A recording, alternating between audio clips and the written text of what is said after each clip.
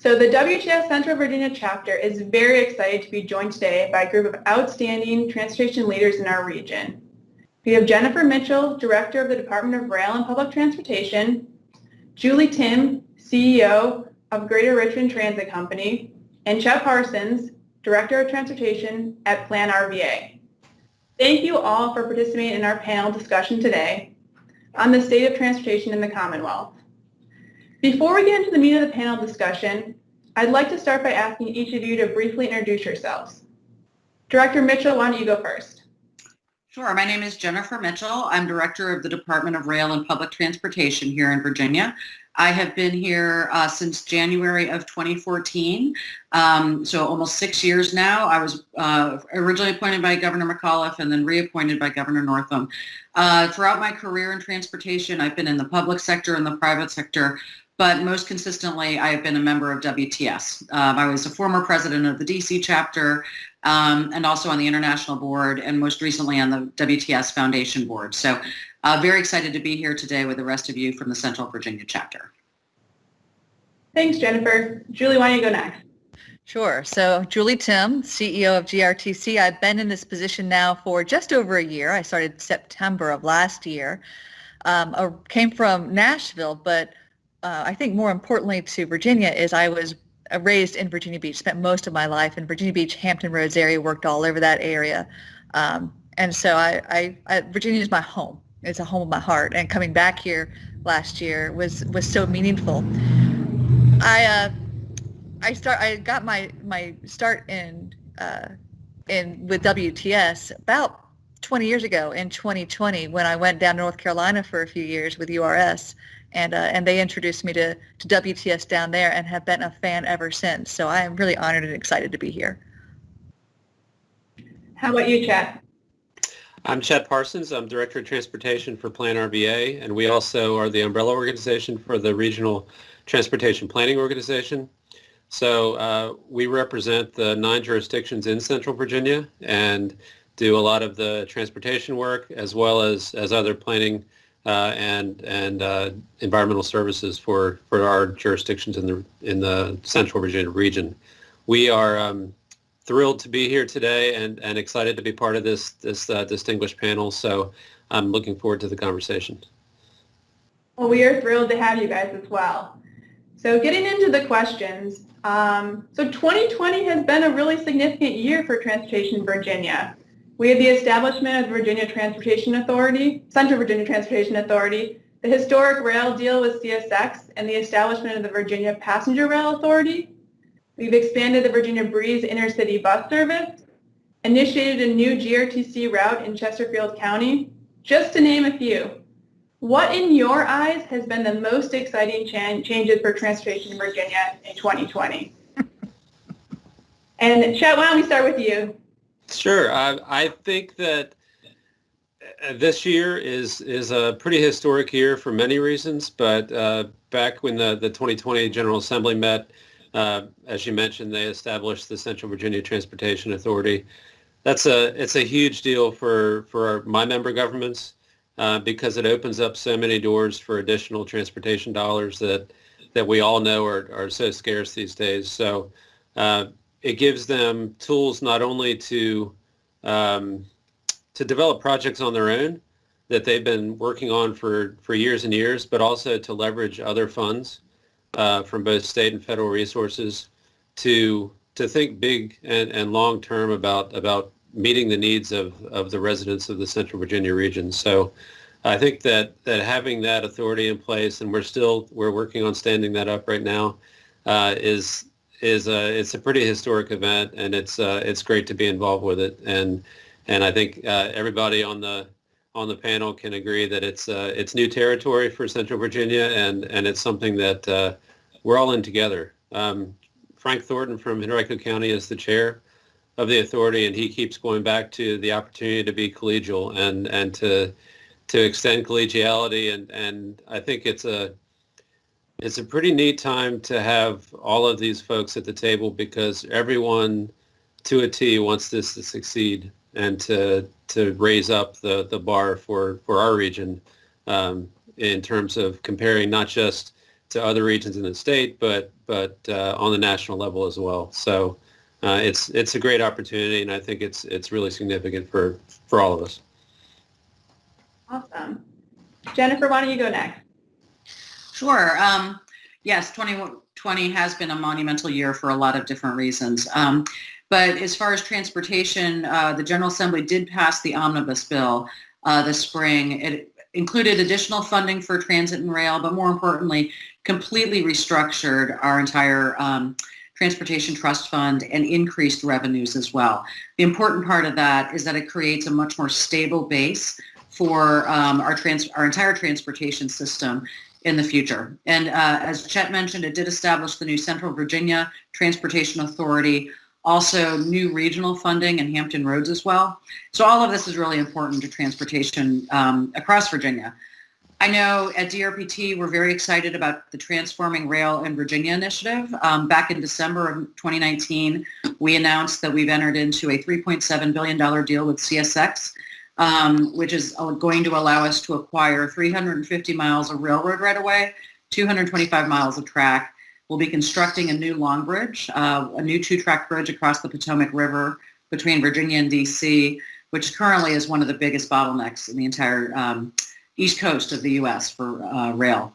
So we expect this is going to remove 5 million cars and 1 million trucks off Virginia highways each year. It'll also help the Port of Virginia propel towards its goal of moving 40% of all of its container traffic by rail and set up an opportunity along the Buckingham Branch for potential east-west commuter rail service. So we're very excited about that and have been very proud of the work that we've done this year to get that going. Awesome. How about you, Julie? Well, I hate to be the one that goes last because the best thing I can say is what they said. Honestly, the CVTA, the omnibus bill that was passed, are going to make such a dramatic difference for GRTC and for transit in this region. They open up a world of opportunities for growth. The fact that we had the extension of the Route 111 to John Tyler Community College down in Chesterfield has been a game changer for us, that it surpassed some of the ridership projections from day one. Day one being, by the way, right when COVID hit this region, and still it's a successful service. And with that success, we're seeing other requests for extensions out into other areas. I'm going to have to take a slight departure, though, and say something that might be a little controversial. Don't get me wrong, there is nothing about 2020 that I like.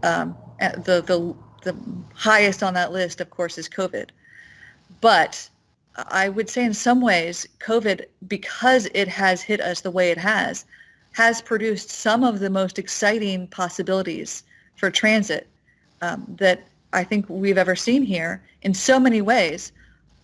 It's not something I would have wished for, asked for, or ever imagined, but the ability to go zero fare for our economically disadvantaged, the ability to see from the real data about who's using transit, who are truly our essential riders are, and how we can support them better.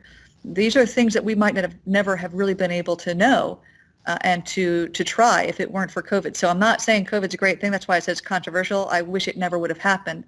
But the information we're gathering out of it is probably some of the most significant information about how we're going to transform transportation and transit in RVA to come about this year. Again, don't get me wrong, the CVTA and the omnibus bill are my top two. But since those were already taken, I'm going to have to go with this as number 3.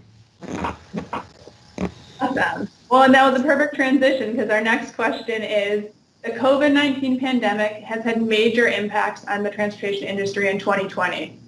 What are the biggest challenges your agency or organization continues to face due to the COVID-19 pandemic? And Julie, we'll let you go first on this one. Well, this one, of course, is the safety of our operators, the safety of our riders, the safety of our community, knowing that that we're not a service that we could shut down. Our staff can't telework. They have to be out there every single day. And how do we make sure that we keep that service out there for the economically disadvantaged communities, for the people who are impoverished, and the people who actually need to be able to get to the hospital, to clean floors, to get to the hospitals for service, to get to food, to get to jobs that keep our economy running? How do we keep that there, knowing that there's this fear of catching COVID and so many unknowns around it. It's been truly challenging to try and put safety precautions in place that prioritize the safety of our staff, then the safety of our riders, and then the safety of our continued service when we have no data to know what those safety mechanisms are. We had to do this in March. Before we knew anything, we had to look to New York, who was hit so fast and so hard and so devastatingly about what could we do here to protect based on their lessons learned, even before we had data to know what the right move was. It's changed the way we do our service. It's changed the way we do our planning. It's changed the way we prioritize what we do. But it's been a true challenge. And I am so proud of GRTC for the way they have risen to the challenge, the board and our partner jurisdictions for how they have supported us to get through this with as minimal impact to our staff and minimal impact to our riders as possible. Yeah. Chad, how about you? Sorry. I think that I'm going to approach this from an organizational standpoint. I think what we've seen is that we have lots of requirements that we have to fulfill based on federal regulations and state partnerships. And one of those things is that we've not done well for a long time is public engagement.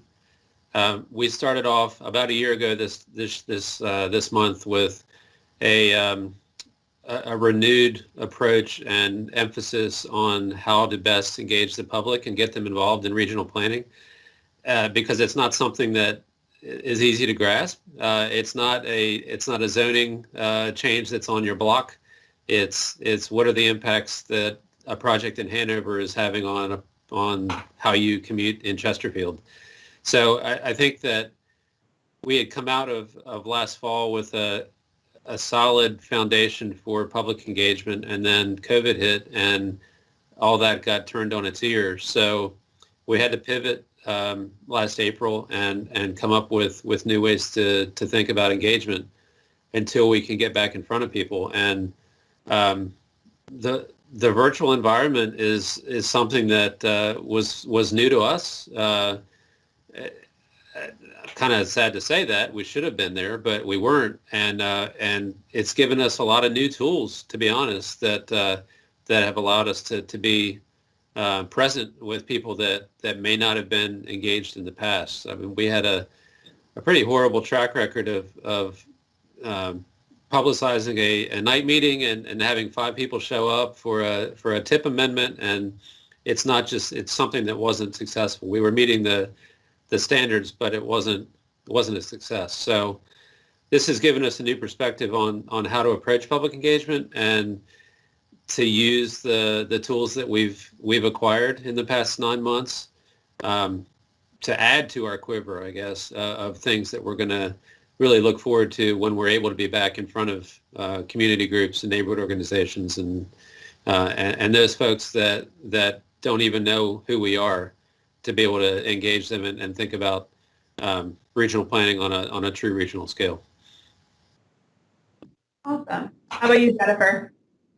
Well, first of all, I just want to completely concur with everything that Julie and Chet have said. This has really provided us with a lot of opportunities for innovation and forced us to look at doing things in a much more non-traditional way, which I think in some ways has actually had some positive outcomes that we'll see long into the future. First of all, I think we also can't acknowledge enough and thank the frontline workers that we have in our partner agencies around the Commonwealth. They really have been continuing to provide essential services, and trying to do so at risk and with safety. So for us, it's really been about ensuring that our partner agencies have the funding that they need to continue providing that essential service. While the CARES Act from the federal government offered a lot of much needed relief, however, our transit agencies are still enduring ridership and revenue losses, and we expect that that's going to continue to occur. Most importantly, while the CARES Act provided significant relief to our smaller urban and rural agencies, some of our large urban agencies across the Commonwealth did not receive the sort of same proportion of funding. And so they are still really struggling as well with significant risk of financial strain. We have stepped in and also provided back in March $11 million in emergency funding when we saw that there was an opportunity to do so, and it was before there was any certainty that there would be a federal relief act. We were very proud to be able to do that, and thank our CTB for that too. We've also been developing guidance for transit agencies based on some of the best practices we've seen around the country. We were one of the first states actually to mandate that masks be worn on all public transportation across the state. So we're really proud of how our transit agencies are doing. But I think one of the biggest challenges is really going to be how we get people back onto transit in the future. We're already seeing in areas like Northern Virginia, traffic levels are back up to 85 to 90% of what they were pre-pandemic. But we also we know that most employers are still in telework mode. Only about 30 to 40% of employers in the DC area have actually reopened. And so I think to me that says a lot of people are choosing to drive alone, whereas before they were carpooling or riding transit. And so I think big challenge to us going forward will be making sure that we can show the public the transit is safe and it's important, and it's still a mode that's much needed across the state. If I can jump in, I just want to say thank you, by the way, because if not for the leadership of DRPT and CTB, GRTC wouldn't be in the position it's in right now. We were able, because that funding Jennifer mentioned, we were able to go zero fare early on and to protect our riders and protect our staff. And it was that level of leadership that has put us in the position we're in now. So thank you for that. That was amazing to us and much appreciated, a lifesaver. That's not an understatement. Great. I'm glad to hear that. And sticking on the COVID-19 topic for one more question. So we talked about the challenges we are facing because of COVID-19, but do you foresee any long-term effects of COVID-19, positive or negative, to the transportation industry? And we'll continue the trend of letting the person who had to speak last go first this time. So Jennifer, why don't you go ahead? Yeah, I mean, I think in, transportation, we're so used to relying on long-term trends. And all of a sudden, COVID has really forced us to address to something beyond all of our control in a very, very rapid and short term. It has presented some practices that, I think will be ones carried forward into the future. Julie mentioned before being able to go cashless or zero fare. That was really something that was done to protect the safety of workers and riders. But we've also seen that it's had a lot of benefits across agencies all across the state. Things like all-door boarding, again, which is related as well to being able to go zero fare. We are seeing reduced ridership, and I think that even with companies in a telework mode, I think there's going to be some real challenges in recovering all the ridership that's been lost during this period. So, but I think that what it will do is really force all of our agencies and all of us together to look at, from a strategic planning standpoint, what does this mean for our routes and where do we provide essential transit services? Do we need to think about doing things differently long term? Our commuting practice is going to be the same. But the one other trend that's really been a good thing is we've seen this increased federal and a recognition from Congress as well that public transportation is an essential service and that it needs to be funded, and it needs to be funded longer term. It's not just a social service. It really is something that provides an essential backbone. So I think that having that recognition at the federal level, especially within Congress, who has approved long-term funding for transit, I think is going to be a very good thing. Excellent. How about you, Julie? Everything she said. Seriously, I couldn't have said it better. I think that there's some people who it's going to be a race back to the old normal, usual pre-COVID, and that's what we need to, I think, fight against a bit. There's so many things that we've learned. The way we used to clean our buses, we can't do that anymore. We have to have a higher level of cleaning. There's going to be a higher cost to it. The recognition of the essential service that transit provides and who we're providing it to and how we need to fund that, not as a not as something that we give to other people, because one of my favorite phrases pre-COVID, and it kind of sticks with me, is that nearly like 95% of people are in favor of transit for other people. Now we need to get to the point of people understand that being in favor of transit supports the entire community and is the underpinnings for how we invest and grow as a community. It's a business strategy. And being able to really move that forward and address what our needs are based on how we want to grow, and not just we're going to help these people. It's like transit helps everyone. It helps the region grow. It provides opportunities for business to come. When we look at it from the perspective of GRTC, it's going to be very different from when you look at it from the perspective of a Hampton Roads or a DC or a smaller area. Our ridership drop was significant among our commute shed and where people could telework. So I'm not necessarily looking to attract those riders back so long as they can telework. When I can reinvest those resources into areas that were underserved, where they were economically distressed. So the opportunity for me is reimagining and reinvesting in a way that will support and lift up the whole community, while allowing those people who don't have to ride on transit, maybe they can telework for a lot longer, and that allows us to really focus our limited resources where they will do the most to lift the region. I would say that in DC or Hampton Roads, where they have a higher number of people that telework, or sorry, that commute, and that need that commute shed, they can't turn away from that as easily as maybe GRTC or some of the smaller areas could. Thanks. How about you, Chet?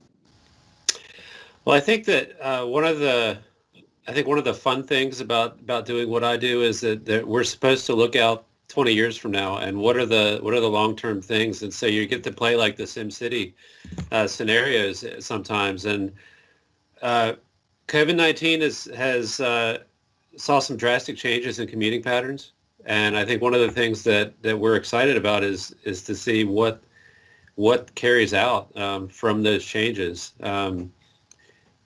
Are there going to be, big picture kind of upheavals of development patterns? Are people going to be working from home more?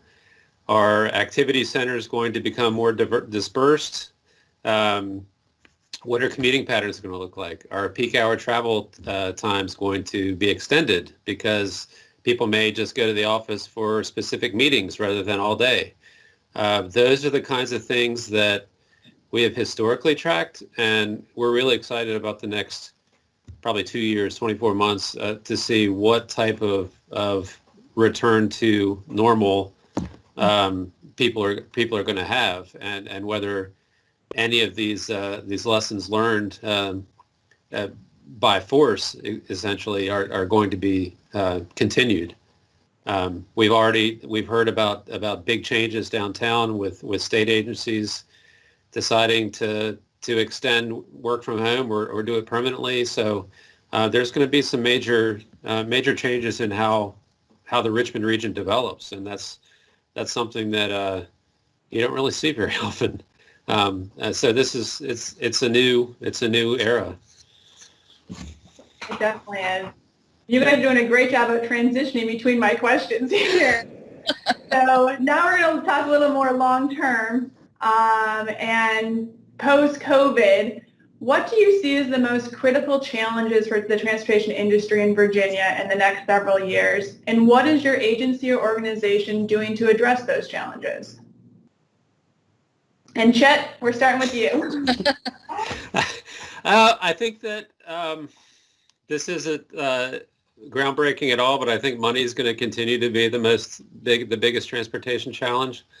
I think that the great thing that I open with it is that the existence of the CBTA now provides some flexibility and some opportunity for at least the Richmond region to think bigger and be more deliberate in what decisions they make. So we're not just going to have the Smart Scale program or RSTP CMAC or other types of funding resources. We're going to have the CBTA and tax dollars to make some long-lasting transportation decisions. So I think that the challenge in that is to make good, reasonable, deliberate decisions rather than reactionary decisions. And that's something that I'm hopeful my staff can provide to the CVTA is good performance-based, data-driven tools to make those challenging decisions for all of the elected officials, and how those decisions are going to impact commuting patterns and development patterns and everything else for the foreseeable future. So I think that my agency is we're trying to step up to the plate and provide those resources. The CVTA is brand new, and it's something that we're all learning about together. So the collaboration with Julie and Jennifer and VDOT and everybody else at the table is a really good opportunity to have that conversation again and kind of set a good foundation for future decision making. Great. How about you, Jennifer? Everything Chet said. So, I think, as been mentioned, I think though, just really understanding what our future travel trends are going to look like and commuting patterns, and making sure that we can restore public confidence in using transit and rail is going to be very important. Helping our transit agencies return safely to their previous levels of service, even if those levels change or look different, that can be done safely. We're going to continue advocating for more federal LEAF funding and more federal funding. Hopefully we'll see an infrastructure bill in the future that will provide more funding for transportation. We are at DRPT going to continue to look for opportunities to create messaging, help educating the public about the importance and safety of public transportation, but also looking at some differences in the way we do things. Do we need to look at our strategic planning differently? Do we need to look at our performance-based funding a little bit differently? Those are all things that we'll be examining in the future as our programs go forward. But it's, I think being able to understand what the new normal is going to be one of the biggest challenges for all of us about how we can pivot towards that. And how about you, Julie? I love how we all just feed off each other. I feel like this entire conversation I've just been yes, that and that too. But that is the biggest challenge, is going to be, can we be open to re-envisioning where we need to go, changing our habits, breaking out of what we thought were the ways we should be growing into new ways. When we look at the zero fares, is that going to be a conversation where that's created a budget hole for transit, or is that a conversation where it's actually a growth investment in our communities? And pivoting those conversations is very challenging when we're looking at that. Another challenge is the isolation and segregation of so many of our transportation modes. I think we've seen for the past couple of decades a shift into more of a multimodal conversation, but can we accelerate that conversation where we're looking at how the roads maybe aren't our primary allocation of money is just into throughput of cars, but the throughput of people with bikes and with rideshare and with transit and with other shared uses where we have parklets instead of parking spaces. The transformation of our thought process, to me, is one of our biggest challenges on both a personal and a national level, to be able to grow to something new. Awesome. We've got to end on a high note, so we talked about challenges a lot, but let's talk about the biggest opportunities. So looking forward, what do you see as the biggest opportunities to improve and expand transit options in the Commonwealth in 2021 and beyond? And Julie, you're up first. I have to give the shout out to the CVTA right now and the omnibus bill, and everything we said so far. The opportunity that we have in front of us to develop a comprehensive growth, a strategy that's built on the work that's already been done, the work that DRPT did, the work that Plan RVA, the work that Richmond's done, that Chesterfield is doing, Hanover's doing, to really look at transit and transportation as a source of mobility, social, economic mobility, as well as actual physical mobility, is a great opportunity. And how we're going to connect those different resources to develop that plan and move it forward using the CVTA funding, using the omnibus funding, using the new vision of mobility. I know it's little rainbows and unicorns, I say that, but there's a beautiful shift that we have an opportunity to take a hold of that we might never see again in our lifetimes. Maybe that's like too big of a statement, but 2020, as horrific as it's been on some levels, is a game changer for transportation. And it's an opportunity I hope we don't lose. Totally agree. Chet, how about you? Well, I'm going to go foundational with this answer. I think that education and civil discourse is the opportunity to expand upon. I think that our region is primed to see a new level in cooperation. It's not county against county anymore. It's not inner urban area versus outer suburbs anymore. It's everybody is at the table and wants to see the region as a whole succeed. So I think that it's two levels. It's elected officials and leadership being willing to stand up for each other.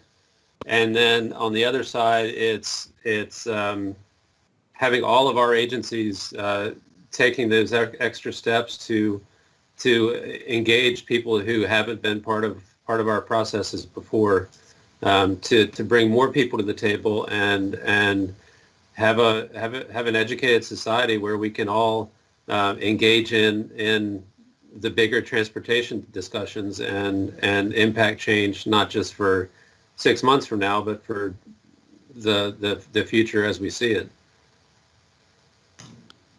Right. And Jennifer, last but not least. One of the things and opportunities that I know we're most excited about at DRPT is I think we really are entering into a new regime and a new chapter for passenger rail in Virginia. We are setting up a new Virginia Passenger Rail Authority. This is a completely new agency that we're creating from scratch right now. We're working very hard to get that set up. We've had our first board meeting a few weeks ago. We're still in setting up our business processes, policies and procedures, getting bylaws in place. We're going to start working on the recruitment for an executive director. But it's really exciting because it is an opportunity to mobilize an entirely new agency from scratch. It's going to be able to operate in a more business-like manner. They'll be the ones to enter into agreements with VRE and Amtrak for operations. They're going to own all of the assets that we're acquiring from CSX. And they're going to have different policies and procedures that will allow them to operate in a more business-like manner. So again, very exciting for us that it's really a new chapter for passenger rail in Virginia, and really exciting opportunity too to be involved in mobilizing a new agency from the ground up. Awesome. Well, I really appreciate all of you guys taking the time to chat with the Sense of Virginia chapter today. Thank you. Oh, thank you. Our pleasure. Yeah, thank you. Our pleasure.